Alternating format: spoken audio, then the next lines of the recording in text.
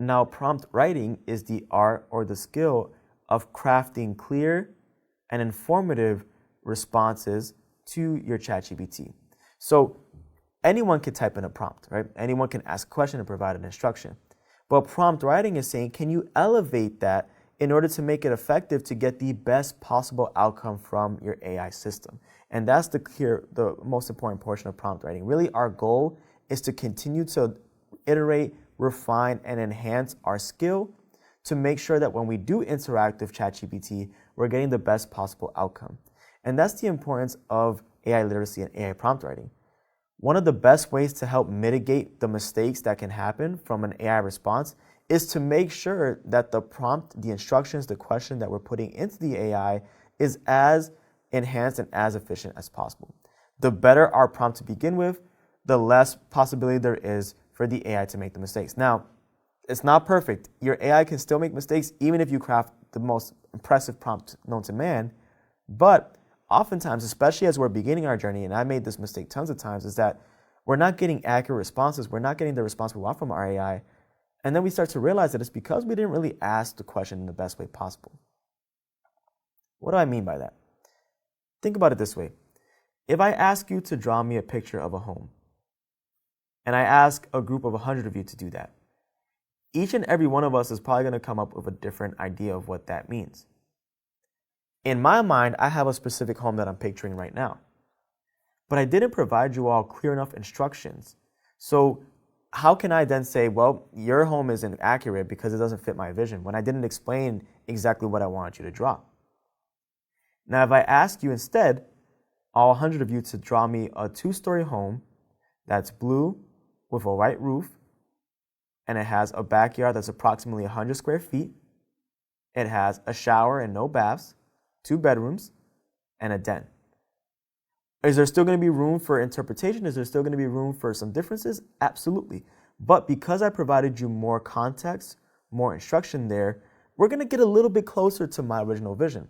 And the more I refine my instruction to you, the better your response is going to be in kind. It's the same way we do this with colleagues. The same applies for our AI. And so it's important for us to learn how to get better with our prompt writing. And one of the ways that we can do that is actually by using what we call the effective AI prompt writing structure. So let me dive deep into that with you here. So when we talk about the effective prompt writing structure, we're talking about 4 components: goal, context, tone, and source. Now, not every prompt is going to require you to utilize all 4 of these components.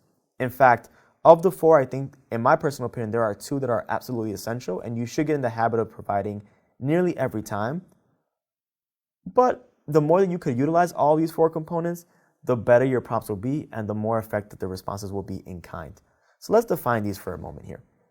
So what is goals? Well, your goal is going to answer what do you want from your AI. Your goal is essentially the instruction or the request that you're making to ChatGPT.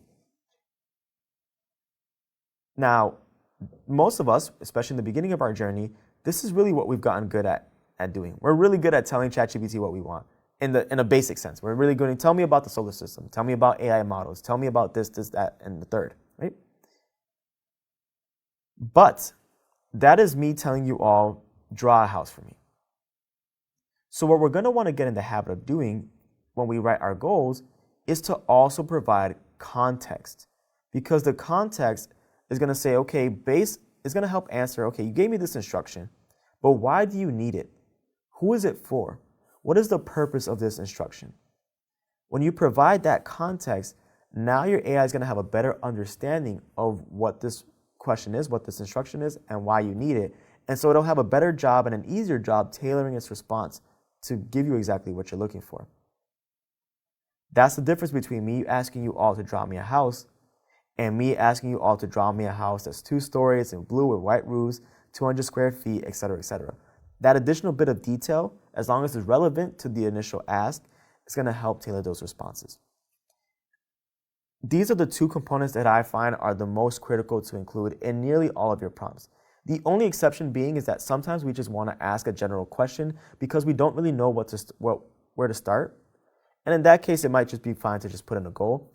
But in most other cases, try to provide as much relevant context as possible and get in the habit of doing so. Then we have these two additional components that aren't as mandatory as golden context, but I do think really can help elevate your prompt as you begin to study more advanced techniques. The first one of those is tone. And tone helps identify how should the AI respond to your request. If you remember early on in our course, I asked ChatGPT to define itself, but I asked it to define itself knowing that I am someone who is brand new to AI. And so I told it to actually keep this response simple. I did the same thing when I asked it to give me an overview of the models. I said, please keep it simple as I am new to the world of AI and AI systems. When you could provide tone, again, it helps tailor those responses. If you're someone that's advanced in the world of AI and you're very familiar with a lot of the terminology, you can tell it to say, hey, it responds to me as though I am a doctor. I have a PhD in machine learning. As I mentioned, you could also say fun things like, respond to me as though I were a fifth grader. Putting in those tone inputs is you exactly telling AI how do you want it to respond.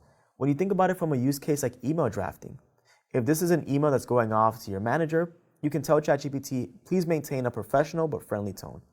If this is more of a stern email, you can say, please maintain a professional but stern tone. And you'll see how it'll change its responses. And we'll demonstrate all of the prompt writing structure in action later on in the course. I'm just providing you more of the context to begin with. And last but not least here, we have our source. And our source helps dictate where should ChatGPT pull its information from and what information should your AI use. As we talked about, these models are trained on billions and trillions of data sets and parameters. There's a ton of data in here, meaning that there's a lot of different places that your AI can pull its information from. In certain situations, you may want it to focus on a specific piece or a specific parameter or data set. That also helps to mitigate some of the effects of the potential inaccuracies or biases that can come from your AI's responses. So for example, I might ask ChatGPT to help predict marketing trends over the next 2 years. But instead of having it search over all of the web, all of the information it has, I can say specifically use these 2 Excel sheets that I've created. And I can upload those files, and now ChatGPT knows, instead of just searching through all those billions and trillions of data, focus in on the files that I uploaded as a user.